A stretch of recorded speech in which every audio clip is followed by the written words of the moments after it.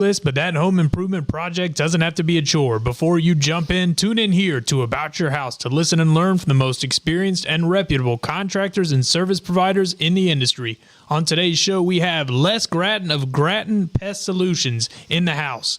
About Your House is brought to you in part by Queen City Home Store. Queen City Home Store is a family-owned store that's been serving the Carolinas for over 70 years. They're the largest independent appliance retailer in the Carolinas, constantly growing and taking pride in the experience that they offer customers with a knowledgeable sales staff, product selection, and lowest price guarantee. About Your House is also brought to you in part by PutToolsInSchools.org, connecting students to tools of the trades and raising awareness of the many career pathways.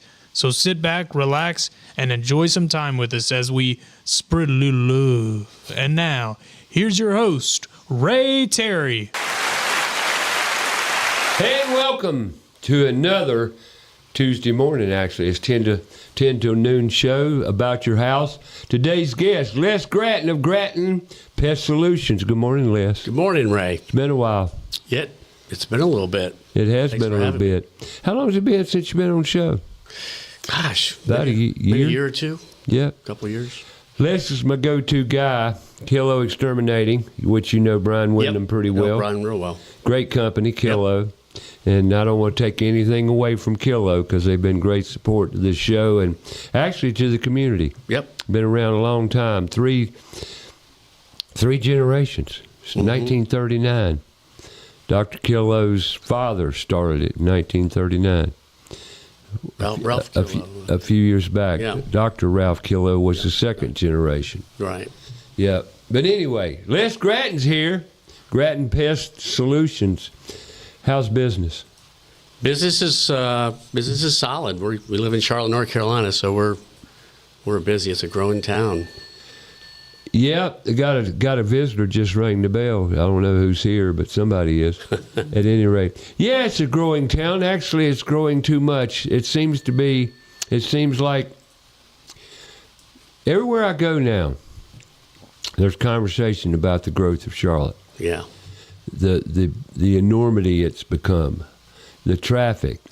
Have you seen a rise in traffic over the past 12 months, Les? Oh yeah, we try to schedule our service guys in one area as best as possible. We don't like them jumping around town, but yeah, I understand that. Yesterday, I had plans on getting up and running some errands, you know. Yeah. But then one of my errands canceled on me. You know, rescheduled. So I said, well, if I don't need to go to that, I can reschedule these because I don't need to go out to those because gas is outrageous. Yeah, that's another factor. I mean, that makes it even more important to be very efficient in our scheduling. And windshield time it can get pretty bad just in Charlotte. Oh, it's horrendous. Yeah. But we're not going to sit here and become a bunch of whiners because we can whine about Charlotte. The infrastructure's crumbling. We got too damn many apartments and people crazy driving and it takes you forever. And I-77's a parking lot and 485 and certain times is a parking lot. But we're not going to gripe about all that. Yeah. Well, it's a growing town. Charlotte is I've been here since I moved here in '82. From Detroit, Michigan. Yeah. That was my born in Detroit. Grew up in Livonia, Michigan, and my father got a transfer here to Charlotte from his job. He was a hydraulics engineer, and the service center was actually here in Charlotte off Yancey Road. Oh, really? Mm-hmm. And near Piedmont Natural Gas. Yeah. Right up the road there. Yeah. Yep. And near Carolina Business Interiors there too, right next door. But that's how I got here. So it was. Well, welcome to Charlotte, then. That's right, 44 years. How'd you get in pest control? Well, when I got here, I didn't have a job, so. How old were you? Can I ask? 19. You were 19 when you came to Charlotte? Yep. 19. Okay, so you were right out of high school. Yep, right out of high school, and basically moved here in August of '82, and yeah, I started working for a convenience store. You may have heard of them, 7-Eleven. Yeah, I believe I have.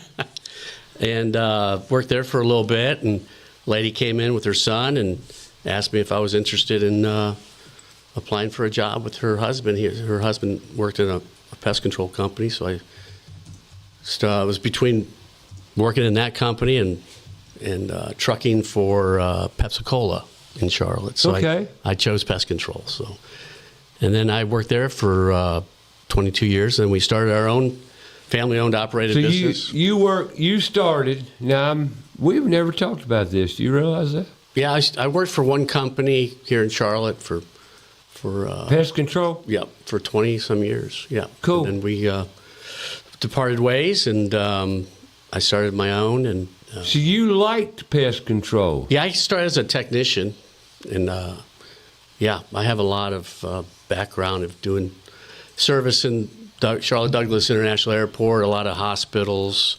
Not so much residential back then, but everything else, industrial, healthcare. So you got basically right out of high school. Where'd you go to high school? In Livonia, Franklin Livonia. High. And then Yeah. right out of high school, you moved to Charlotte. Pretty much soon thereafter, yeah. And then you got you a job when you were living with your parents, I Yep. take it. Yep, for a little bit. Yeah. Yep. So you weren't married yet. No, I got married to my bride. So you started your adult life in Charlotte, North Carolina. Yeah, I was 20, 19, 20.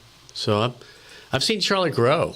Yes, you have. I think it was 350,000 maybe. Yeah, we're pushing Something a like- million now. Yeah. Yeah, I heard yesterday, or was it the day before, whichever day, we're pushing a million now. Okay, just Charlotte proper. Charlotte proper. Yeah. Yeah, within the next 2-3 years, I'm sure we'll hit a million Oh, yeah. in Charlotte Metro. And what's funny about Charlotte is, that's not funny, actually, it's pretty sad, is the way our greedy city mongers work. And the reason I say this is, it's a great big city, and there's so much hidden from the public's eye in this city that people aren't aware of. Right, yeah. And that's Charlotte. And I'm not going to go into that hard and heavy, but it's just, well, let's just say we've got some issues with our city government that need to be addressed. I hear Bart Noonan with West Boulevard Ministries might run for mayor. That'll be a good one. Okay. Now, I don't know if he was joking or what, but it would definitely be There's some something. good people out there. Yeah. But anyway, Charlotte's a great city. I was born and raised here. Mm-hmm. It has exploded, and then it continues to explode with all these apartments. How's that affected Grattan Pest Control? I mean, since you've been doing this now, what? You've been 40-some years. 40-something years. Yeah, we just celebrated our 20th year with Grattan Pest Solutions last year. So we just continue to grow. I've used to do a lot of apartment communities back in the day, but as far as Grattan Pest Solutions, we don't. But a lot of word of mouth. We do a lot of Class A office space, campus buildings, commercial buildings, a lot of residential. Now we have a lot of residential Do clients. you have a preference? They both have. Bugs have bugs. Yeah, bugs are are. bugs. Yeah, it's just opportunities, and yeah, no, I don't actually. I like them both, but the guys seem to like them both as well. We're pretty much cross-trained the guys. How many guys you got now? There's 5 full-time solid. Because last time it guys. was just 3. Yeah, we're growing. We are growing, and yeah, we have 5. Where are you getting your pest control technicians? Where are you getting your technicians? What I want to know. Well, Indeed.com is one. Does it work? If you spend a lot of money. I mean, you have to spend the money to get the packages, to get the really good qualified technicians to So show when you up. hire, have you hired any newbies? Rookies? Yeah, I actually have a young fella, Taylor, just joined us, joined the team. He's How old? 30, early 30s. Early 30s? Yeah. Yeah. Never been in it before? Yeah, actually, he has. So he comes with experience, which in the beginning when I've always been looking for qualified technicians since we started the business. Right, but, sure. And I have excellent senior technicians, Kenneth and Kevin, and down the line with, as well as Danny and Brad. Now he's with Your us for son's 2 years. one of your technicians. Yeah, Kenneth is. Yep. Kenneth? Yep. I mean, he started in Charlotte, UNCC, when he was. I used him part-time in the summertime, and him and his roommate Kevin are still with me. So we're fine. Well, old machine. that tells me one thing: you're a good people person. Yeah, those guys do great work. Because see, one thing I've noticed that when you've got stable employees that are with you a long time, you're definitely managing people correctly and you're leading correctly. Yeah, they do a great job. We treat them well. They treat us well. Well, you got to take care of your people. Yeah, no, that's huge. Yeah. You've got to take care of your technicians and your people. Grattan Pest Control. I call it Pest Control. Grattan Pest Solutions. Now, why do people do that? See, my phone, it doesn't work on airplane mode. It doesn't work on silent. Okay. Nope. See, I just trying to get this Have you technology. tried throwing in the toilet? I think that would work to turn it off. Getting used to technology is a mess. Yeah, I'm gonna tell you. it takes time. It takes a lot of Patience. time. We've been in this studio since January, and I'm still figuring out how to turn my phone off so it won't interfere with the system. Airplane mode don't work. Silent doesn't work. Yeah. I just guess I'm gonna have to go to my phone, cut my phone off, and that's okay too. But I use my phone as the timer. At any rate, I know you don't care about all that stuff, but I just You could shut it off. I've got the timer over here. I can signal. Ah, we're good. We're good. We'll work it out. And the phone line's coming like Mr. Les Grattan's in studio today, and it would be wonderful if you could call in and ask Mr. Grattan pest control questions or pest questions. Like, I'm going to ask him right out of the gate here. What's the number one call in Charlotte, North Carolina? What number one Need. Number one problem. Number one pest control issue. Yeah, it would be ants. Ants are number one. Ants have been number one for years. as long as I can remember. And then roaches. Roaches get the most fear. Yeah. And the roaches, you have to understand, people, they call them palmetto bugs or water bugs and things like that. Smoky brown. Smoky brown. There you go. Smoky browns are very common. They hang out in yards and properties, out in the trees. In the trees. And they will get in sanitary system Sure. as well with American cockroaches. Those are Oh, they carry flags or identification now? Yeah. No, they're there's American cockroaches. there's American and Smoky Brown. And Smoky Brown. And they're very similar, but the ones that get transferred a lot, that can get transferred through personal belongings and equipment and appliances, are the German cockroaches, and they're smaller. They don't get as big as the. They're the most invasive. Yeah, depending on the property and the building structure. Boric acid. Yeah, Is that what does it? Yeah, boric acid is in a lot of the products that we use. It's boric acid is a. I'm talking about roaches, folks. I've been dealing with bugs, pest. Trying to identify them. Yeah, and I've made calls to Les many times throughout the years about identifying certain bugs. Like we just looked at one here in the toolbox. I've got a little invasive character out there that, and Les thinks they're ants. Yeah, they're not showing up. They're why wouldn't you get chewing the frass and it's dropping from, and you don't see them. No, they're just happy up there. They're just. But we're going to investigate it further after a while. Man, got to check out. I mean, it's annoying. The back wall. I don't have them anywhere else in the place that I've seen, of course, and I've looked. But that one area, and it's right above the cooking. But you're not seeing any pests. No. Just no remnants. living, crawling critters.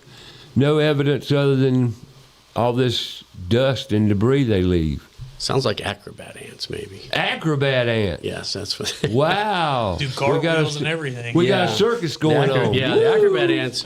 You always know they're acrobat ants if you look at them from an angle. The abdomen is heart-shaped, and it will stick up in the air as they walk. And they all walk like soldiers outside. You have to look for a trail of them. And if you tap on the structure, make vibration, they all stop at one time. All of them. And then they pause, and then they continue on. So we're going to look at it further. We're going to find the source. Ants. How many kind of ants we got in Charlotte? Oh, got a handful of them. Because I know every time. Well, he's going to say it again right now. Ants are the number one pest complained about or called in. It pretty much is. Yeah, ants are number one than roaches. But how do you deal with ants? Identify them. You know, there's acrobat ants, there's pavement ants, there's carpenter ants, there's odorous house ants. That's a big one in Charlotte. The biggest ant we got is carpenter ants. Yeah, they start out really small, just like we did. But they eat a lot because they're carpenters. And so yeah. Well, how in the world did they get the name carpenter ants? Well, because they gnaw on wood. Eat wood. They chew on wood. They expel it. They chew on it and spit it out. They don't actually consume it like it's a wood destroying insect, just like your table here. Sure. I've seen many of them. I got to tell my story again. Sure. I used to do dryer vents for a living. I knew that. I still see one or two every now and then, but you crawl under a house, go looking for the dryer vent, and everything. So you crawl along. I did my house. I did? Okay. Yeah, I remember that. Yeah, I did, Steve. And then so I'm crawling under a house, and you got this insulation up between the floor joist and, and sometimes I have to pull the insulation back to find things. And I pulled it back one day to look for a situation. I don't know what I was looking for, but something. And man, these ants just fell out of the insulation, got on me, and started going crazy. I said, whoa! And but I saw their little tiny tool belt. I knew immediately it was a carpenter ant. I mistaken it for eggs. Those little tiny white eggs came out. Yeah, a little tiny tool belt. And I said, oh, you're a carpenter ant. Yeah, I knew it. No, I knew they were carpenter ants because they were under a crawl space in between. And they're large. And they were big. All the adults. Black ones. They get pretty big. Black, and they're black and brown, all black. Some are brown, black. They're a combination. So they got racial issues going on. They just change color. Yeah. Different color. Carpenter ants. It's everywhere. And they're in the trees. They're actually good pruners up in the trees. They'll go up and eat dead wood. They usually work on the dead wood. And they're sort of like your natural pruners. You see sticks falling out of trees. It could be part of the reason that happening is because of the carpenter ants, or if the tree is diseased, they will. If the tree is diseased, they'll attack the tree as well as termites too. Termites will, and the big difference between an ant and a termite, there's several, but ants will actually work on the wood and spit it out. Like a carpenter bee does that. A carpenter bee does that.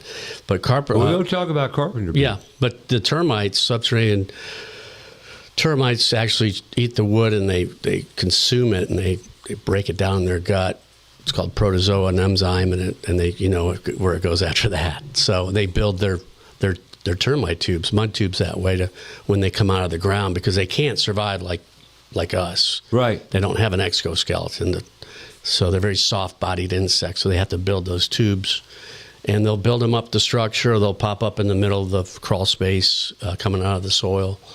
So that's a indicator. You have termites looking for those, finding those tubes, or they swarm. And ants will swarm too. So ants, if you find ants swarming, the big difference between an ant and a termite worker is they have two pair of wings, and one pair is longer than the other pair on the ant, whereas the termite, their wings are exactly the same length. And they drop their wings when they come out and swarm out of the ground. You'll just see wings from the termites. And you say swarm. They swarm out of the ground or the structure. You can, when they swarm, now I've heard that term before. Yeah. But I've never witnessed a swarm. So I witnessed a swarm in North Myrtle Beach a couple weeks ago. Suzanne and I, we were outside having lunch, and perfect conditions. It was moist. It was just a warm 70-degree. Humidity wasn't really high. It wasn't windy at all. And all of a sudden, these little, they come fluttering in, and they're landing on the picnic table where we're having lunch. And I said, well, and I looked around, and there was a baiting system in the ground around the structure. So, but they could have been coming out of the structure somewhere nearby, or the wind just blew them out of the ground. They come out of the ground. I've seen them come out of my tree before, the base of my tree. Right. And they're just thousands of them will just swarm and land and try to make more colonies. Well, termites, we hear about termites all the time, Yeah. through life. Termites, get your home inspected. Yeah. What do you recommend people do around termites and crawl spaces? And Well, yeah, I mean, at minimum, check it yearly, annually, have a visual probing, probe the wood in the crawl space, probe it. Sure. And I once asked an inspector one time from North Carolina Department of Agriculture and Consumer Services that regulates pest control. We go through a lot of training, and there was a question to the facilitator when he was facilitating a WDI, a wood destroying insect class. Right. He says, you probe the wood, but how much should you probe? If you're going along a band seal. He said, you go up diagonally, up and down every 6 inches, boom, boom, boom, boom, which is a lot. But it is a lot. But that's where you're going to get it. You're going to get a hit. You're going to find that soft wood where the termites have eaten out, because you can't tell by looking at it. You have to probe the wood, and that's important. So, what about moisture readings? Yeah, moisture readings are huge. We do moisture readings on every structure. We inspect. And we have moisture, the moisture meters have pins in them, so we'll probe the wood. Wood. And then and if you don't want to put holes in your client's interior slab home, we have a pad, we have a moisture pads, those that we can use. Oh, for slab houses? Mm-hmm. Yeah, just to measure the moisture in a wall, like in here, per Sure. se. You don't want to put holes in the wall with pinholes. Right. So we have a moisture meter pads that we use. But moisture, keeping it at or below 20%, and All right, I got to take a little break here, but when we get back, we're going to talk about how we treat for termites. You find them, what do you do? But we'll save that. Mm-hmm. Let me talk about Rhino Foundation Solutions. Rhino Lift Foundation Solutions, better yet. Rhino Lift Foundation Solutions, great company. Based here in Charlotte, 2 boys, got out of college, went about young men. One of them worked in foundation repair through his summers and part-time through college, helped him pay for his education. And he got a business property management degree. And his buddy, they grew up together, Alec, he was a numbers man. He was a bean counter. So he went and got his business degree, got out of college and said, let's open a business. So they both put their heads together. One to handle the bookkeeping aspect of it, the other the general business aspect of it. Got a licensed general contractor in both North and South Carolina. Opened Rhino Lift Foundation Solutions, off and running. And their goal was to be totally transparent and honest, because there's a problem. As a matter of fact, we talk about Charlotte's growth. The construction industry of Charlotte has grown incredibly large over the past 10 years. In the past decade, we've seen tremendous growth in the foundation repair business. Folks, not everybody in the foundation repair business is up and doing exactly what they say, the way they say. And experience necessary. Like I said, experience is absolutely essential in the foundation repair business. Rhino Lift Foundation Solutions has done their due diligence, got the education, experience necessary to give you everything promised. Whether it be crawl space encapsulation, foundation repair, slab lifting, slab repair, patio lifting, patio repair. Doesn't matter what it is, Rhino Lift Foundation Solutions got you covered.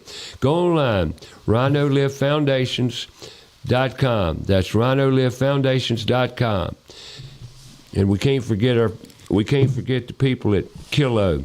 We got Grattan Pest Solutions in here. Kilo Exterminating Company. Been in Charlotte since 1939. Great company, great technicians, all technicians certified. 3 generations since 1939. Go online, set your appointment up, give them a call.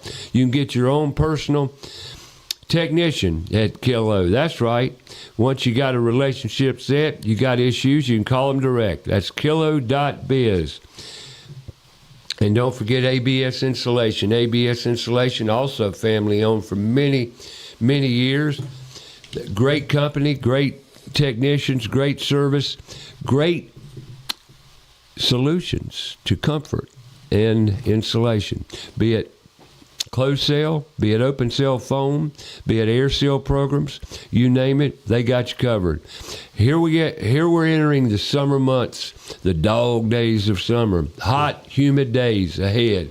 Well, sometimes you can get solutions to your air conditioning issues if you just call the right company, ABS Insulating. And don't forget their gutter division. They can take care of any gutter issues. We talk about water problems in crawl spaces, insects, wood destroying insects. They all need water. Gutters, one of the major culprits taking care of water control. That's ABS Insulating, absinsulating.com. Today on the show, Les Grattan of Grattan Pest Solutions, and we're going to talk about solutions, if they work and how they work, and talking about solutions, termites. Les. Yes. What do you do when you see termites? Well, let me back up. Let me ask you a question leading into that question. You got regular customers, right? Oh yeah, we have a lot of clients. We have a lot of regular clients. So you got regular clients. You go out to their house at least once a year. Minimum, yeah. Have you ever gone out and 1 year everything's cool? Next year you go out, you see a tube, termite tube. You ever seen situations like that? Yeah, that's part of the. I mean, plan. I would expect so. Yeah, not often though. Actually, once we get in there and do a real thorough inspection initially, create an action plan to eliminate any termites in, on, or under the structure. We create a action plan, and we use baits. We use termite baits. We use liquid termiticides. We use foam. Foam come out of a termiticide in a can. Foam, if we need to, based on the environment. So yeah, we have many tools in the toolbox when it comes to termites. Not many, but enough. All right. I've been under probably thousands of crawl spaces through my 56 years of construction. Got to crawl into one this week. So if you're a homeowner, those people never go into the crawl space. Yeah. How do termites exist? How do termites become a problem? What manifests termite issues? So something that just comes up. In other words, so the homeowner, the homeowner, they'll claim they go into their house and I'm good. I know. And every year they do that, and then all of a sudden, until they're not good, But so moisture. Yeah, I mean, so your question is.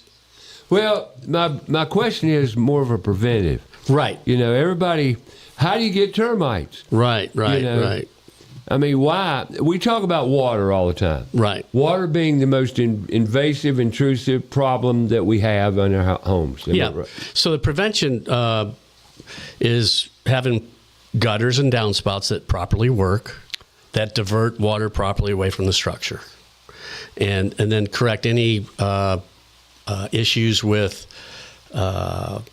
the way the land runs. Elevation. Intrusive water. Yeah, you want to. Sometimes you have to modify do cultural modifications to the land, your property, to divert water as well. Well, let's explain that, and that's the reason I went here. And really, if you buy a house brand new, a lot of people do, a lot of subdivision houses, and you live in that house for 10, 15, 20 years, maybe longer, the elevations change due to mulch, beds, erosion, various things. Yeah. That's why I tell people the culprit in termites and wood-destroying insects is water. Is it not? Yeah, that's a huge source of conducive conditions. Having conducive. If you don't have the right environment, invasive water invading insects will not bother. Like you could have a perfect diversion of water away from the structure and still get termites. Okay, that's why I'm asking the question. Yeah, so the soils, even if you have a soil, like a soil treatment with liquid termiticides, which is a common conventional method of termite control, right. Trenching the soil, rotting, treating the soil, backfill the soil, top dress. So you have a barrier, right. Okay, with termiticides.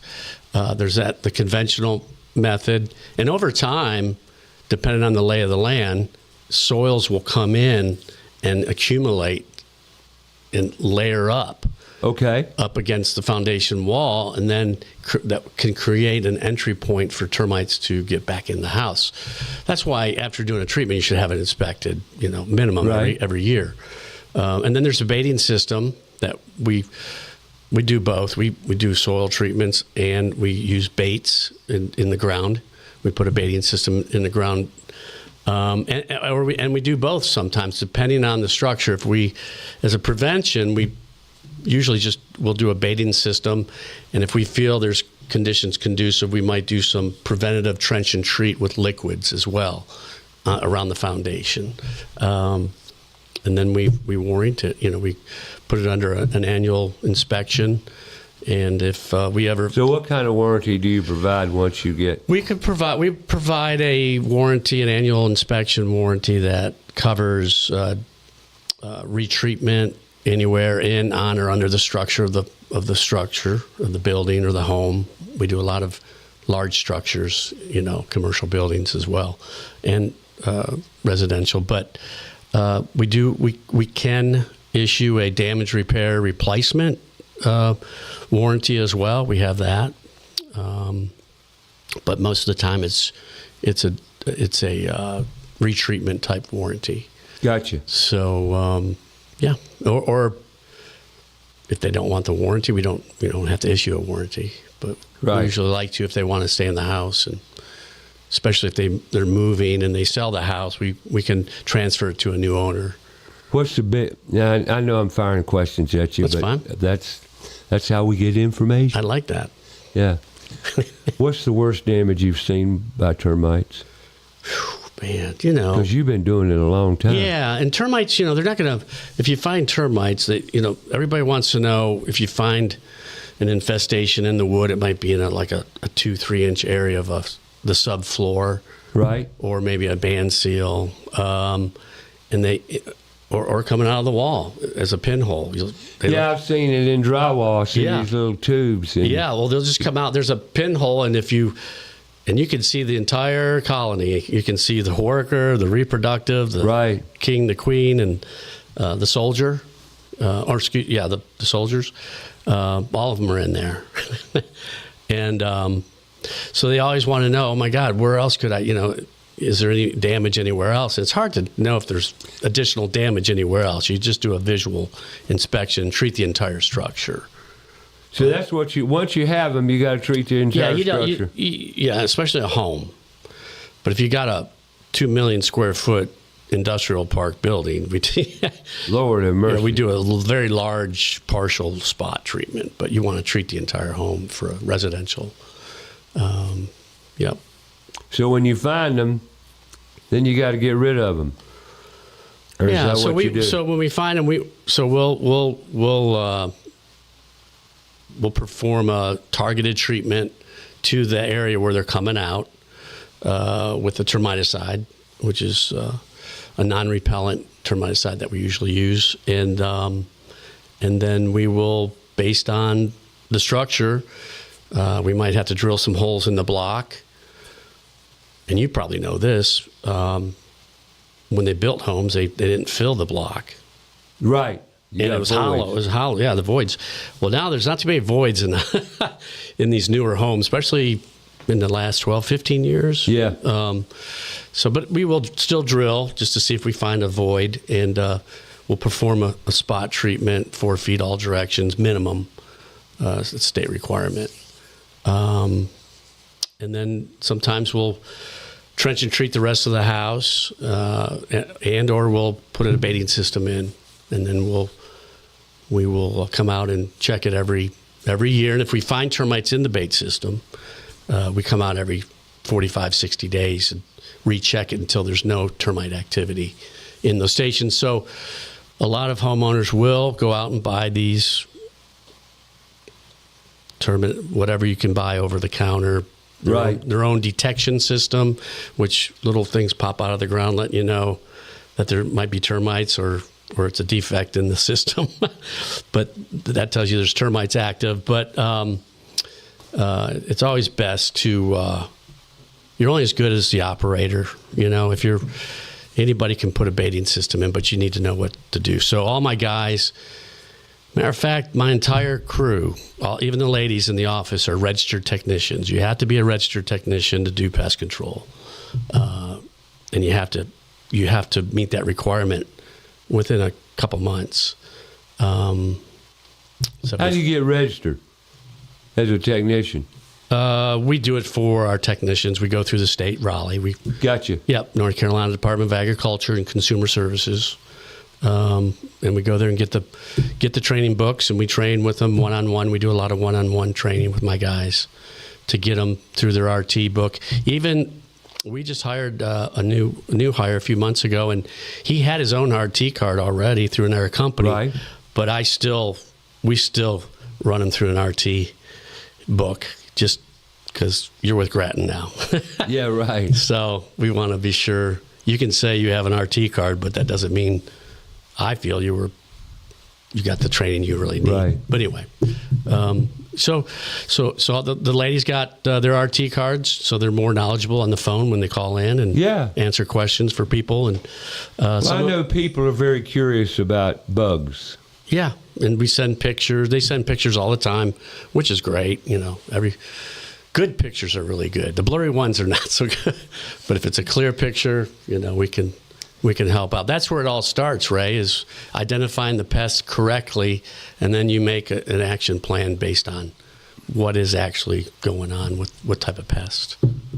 Well, we said that ants are the number one complaint. Yeah. But you can't deal with the ants until you have identified the ants. That's right. And they're all little, not every little brown, black ant, they're all equal. They're, you got the fire ants. I've noticed a lot of fire ants lately, especially with all the 2-3 inches of rain. What do you do about fire ants? Amdro, or what do you do? That's a good product, yeah. If you read the label, follow the rules, the label instructions on the label. Yeah, and let's talk about that a minute. It is absolutely important, no matter what you do around your house, no matter what the situation, that you read label instructions. Yeah. And if you're putting up a ceiling fan, read the instructions. If you're doing anything, you buy it in a box or whatever you buy, you bring it home and it has to be assembled, read the instructions.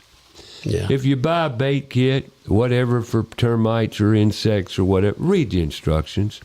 You buy some chemical, read the instructions. Yeah. What is it about instructions that people don't like to read? Why? Takes too long. Short attention spans. Yeah, but I'm going to tell you something. Reading instructions, yeah, I'm a man. But I learned about 30 years ago. Read the instructions. My older brother told me, he goes, now, Les, you got a new car. You got to read that owner's manual from front to back before you get Should. Yeah, I always remember that. So when I got a new truck, I looked for my owner's manual. They didn't have one. They don't do that anymore. Nope. So I had to order an owner's manual to read You have to go online. and it's an app, which is fine. Yeah.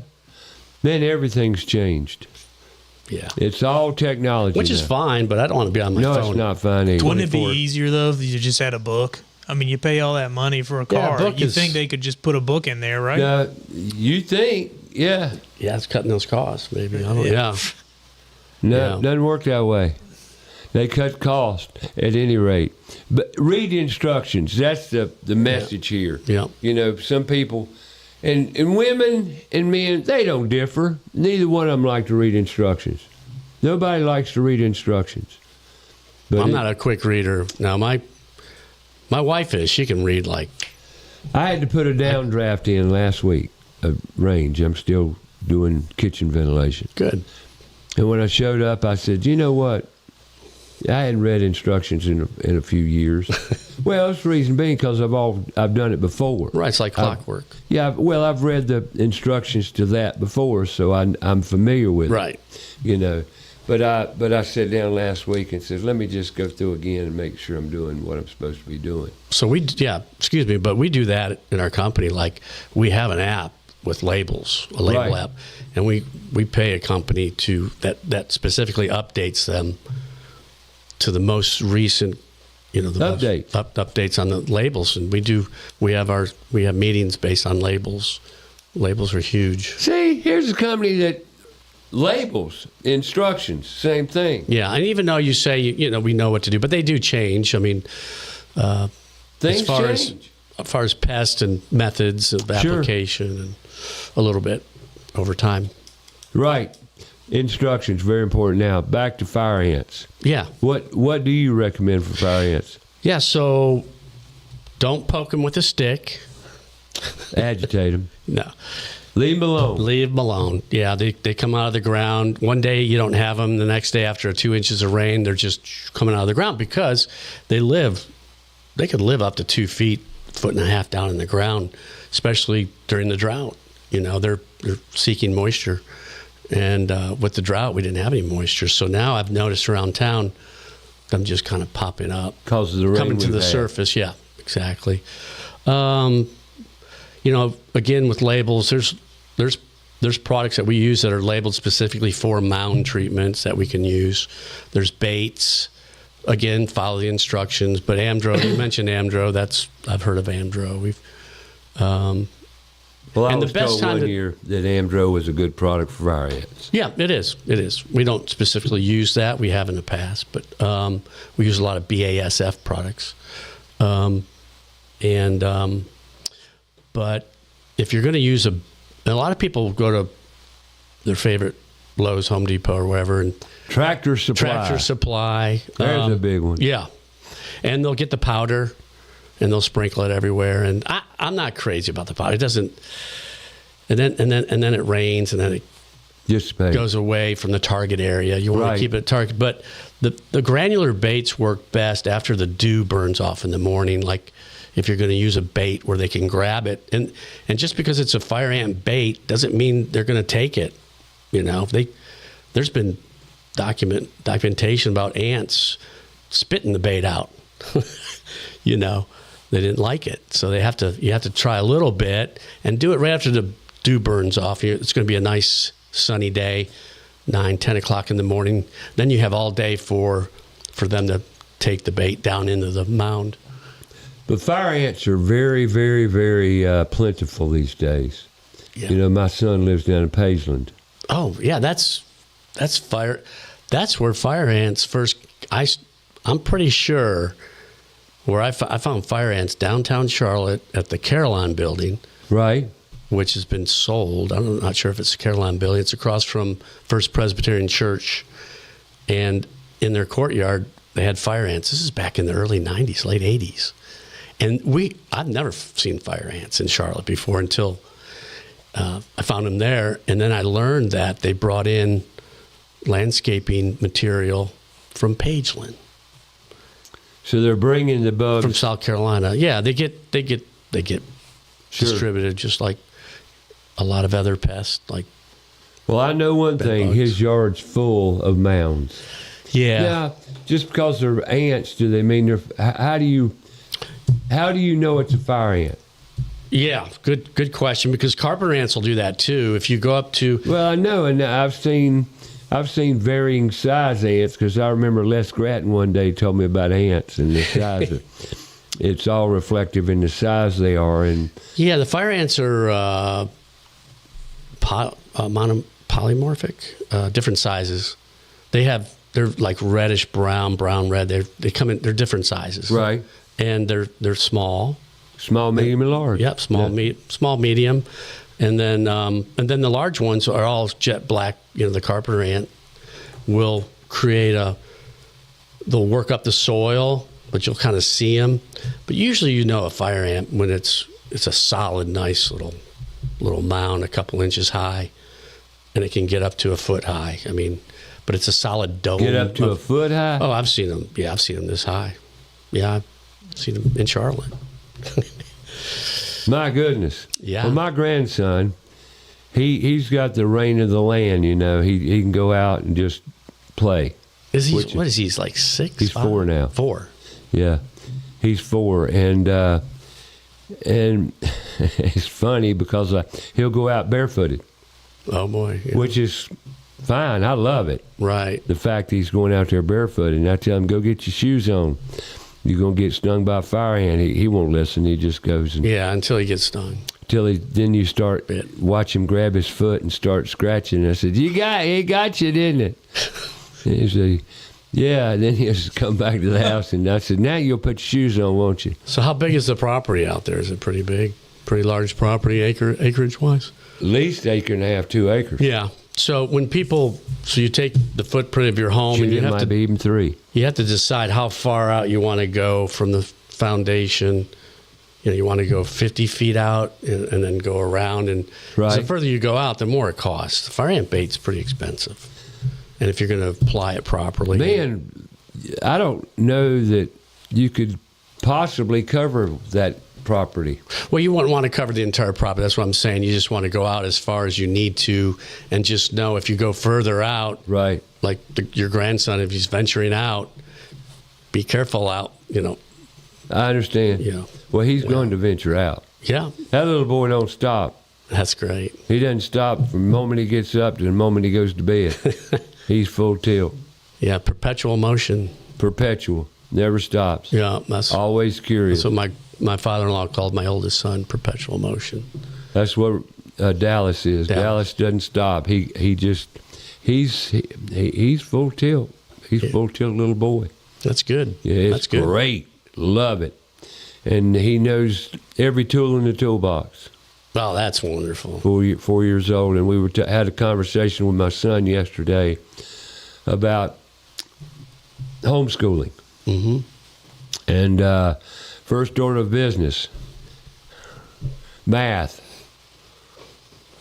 tape measure reading. Do you realize, a lot of parents don't think about this, but if you can read a tape measure, that's the starting of math right there.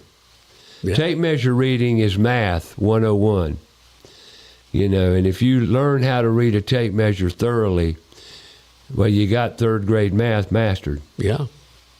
Because multiplication and division with fractions. Right? Yeah. It's something I wasn't a real big math guy until I had to be.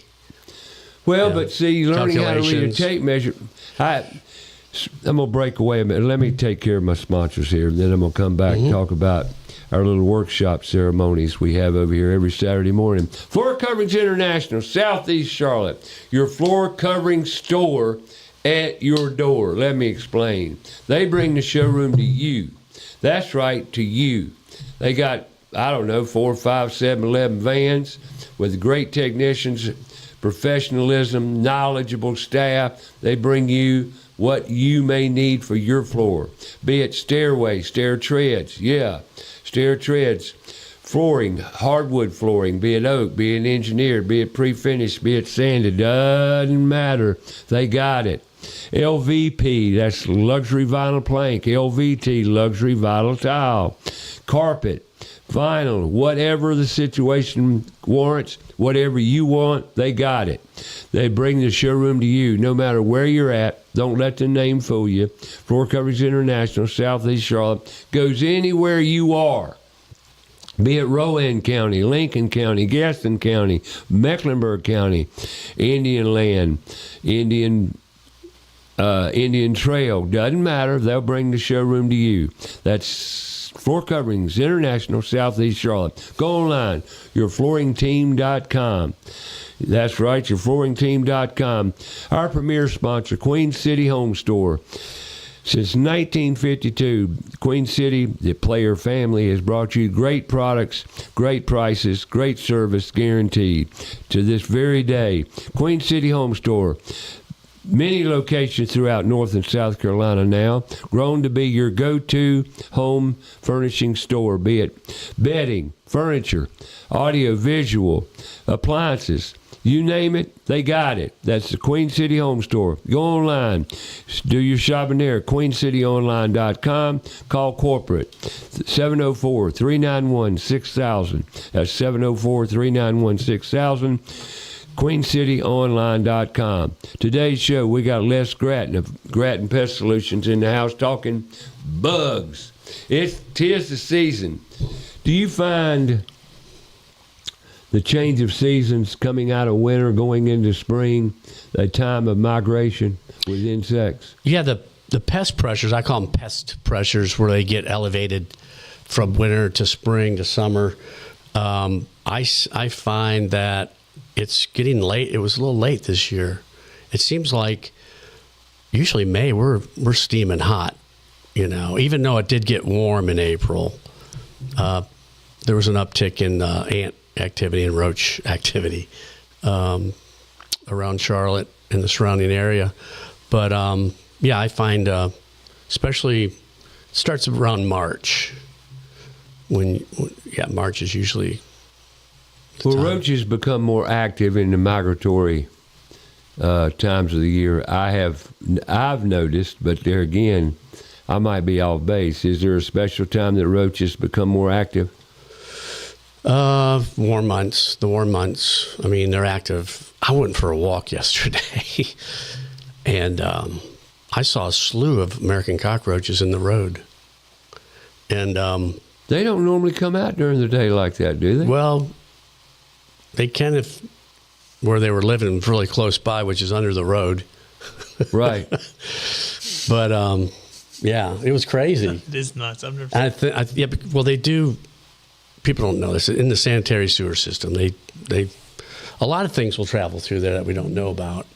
But those can be pretty active, especially coming out of the manhole cover. Yeah, the ones that have holes in them that ventilate. Yeah, that ventilate. A lot of them are just sealed up. Sure. But and I know I used to walk my dog way back in the neighborhood, and we would on the really hot months, you'd see them active, running around. So they're out there. If you think you have roaches, I'm gonna scare the bejesus out of you here.